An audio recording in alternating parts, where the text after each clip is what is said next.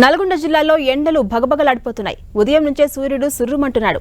సాయంత్రమైనా చల్లబట్టం లేదు. దీంతో జనం ఇళ్ల నుంచి బయటకొచ్చేందుకు భయపడిపోతున్నారు. ఎండలపై మరింత సమాచారం మా ప్రతినిధి చంద్రశేఖర్ అందిస్తారు.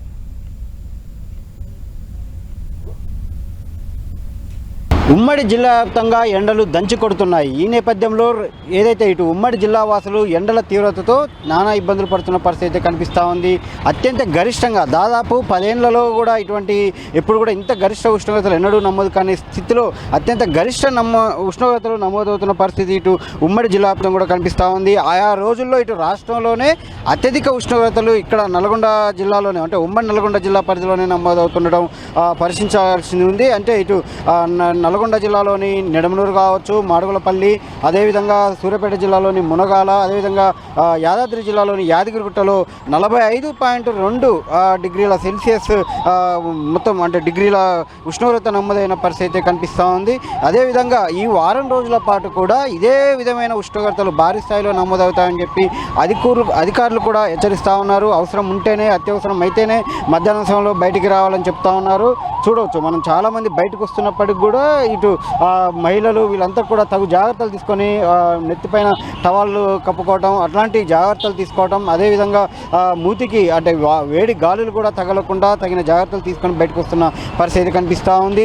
ప్రయాణాలు చేసేవాళ్ళు కూడా బస్సులలో కానీ లేకపోతే ఇతర ప్రయాణాలు చేసేవాళ్ళు కూడా తగిన జాగ్రత్తలు తీసుకొని బయటకు వెళ్ళాలని చెప్పి అధికారులు సూచిస్తున్నారు. రోజుకి కనీసంగా ఒక 4 లీటర్ల వాటర్ని కూడా తీసుకోవాలి ప్రతి ఒక్కరు కూడా అని చెప్పి అయితే వైద్యులు సూచిస్తూ ఉన్నారు. అదేవిధంగా పిల్లలకు సంబంధించి కూడా వీలైనంత వరకు ద్రవ పదార్థాలు, అదేవిధంగా ఏదైతే వాటర్ కంటెంట్ ఎక్కువగా ఉండేటువంటి ఫ్రూట్స్ లాంటివి ఎక్కువగా పిల్లలకి ఇవ్వాలని చెప్పి కూడా వైద్యులు సూచిస్తున్న పరిస్థితి అయితే కనిపిస్తూ ఉంది.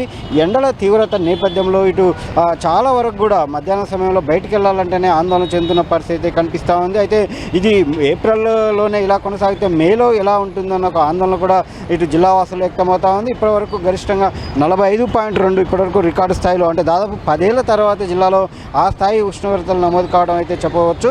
అదేవిధంగా ఇప్పటికిటు దాదాపు ఇటు వాటర్ బాడీస్ అంటే ఉమ్మడి జిల్లా వ్యాప్తంగా ఉన్నటువంటి రిజర్వాయర్లన్నీ కూడా అడిగంటుతున్న నేపథ్యంలో భూగర్భ జలాలన్నీ కూడా అడిగంటుతున్న పరిస్థితి ఉంది. ఈ నేపథ్యంలో అక్కడ త్రాగునీటి ఎద్దడి కూడా ఏర్పడుతూ ఉంది. అదేవిధంగా చాలా చోట్ల కొంత త్రాగునీటి కొరత కూడా కనిపిస్తూ ఉంది. దానికి కూడా అధికారులు తగిన ఏర్పాట్లు చేస్తున్న పరిస్థితి అయితే కనిపిస్తూ ఉంది. ఎక్కడికక్కడ అంటే రెగ్యులర్గా వాటర్ పంపింగ్ ఉన్న దగ్గర కూడా డే బై డే అలా వాటర్ పంపింగ్ ఇస్తూ ఇక్కడ కూడా అంటే కొరత రాకుండా చూస్తున్న పరిస్థితి అయితే కనిపిస్తూ ఉంది. ఓవరాల్గా మాత్రం ఉమ్మడి జిల్లా వ్యాప్తంగా ఎండల ప్రభావం మాత్రం చాలా తీవ్రంగా కనిపిస్తూ ఉంది.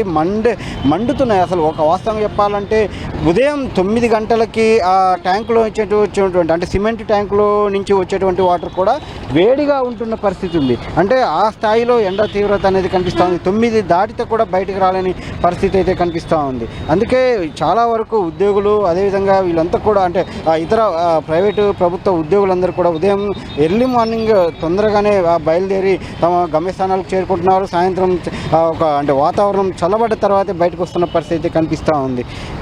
ఇటు ఎండతో పాటు వేడి గాలులు కూడా వీస్తున్న నేపథ్యంలో ఈ అధికారులు తగిన జాగ్రత్తలు తీసుకోవాలని అయితే పదే సూచిస్తున్నారు.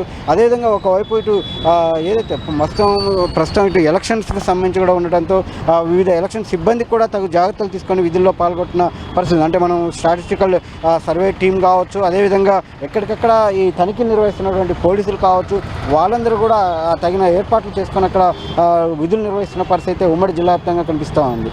ఇది ఉమ్మడి నల్గొండ జిల్లా వ్యాప్తంగా ఎండలపై నెలకొన్నటువంటి పరిస్థితి. కెమెరా పర్సన్ వెంకన్నతో చంద్రశేఖర్, 10 టీవీ, నల్గొండ.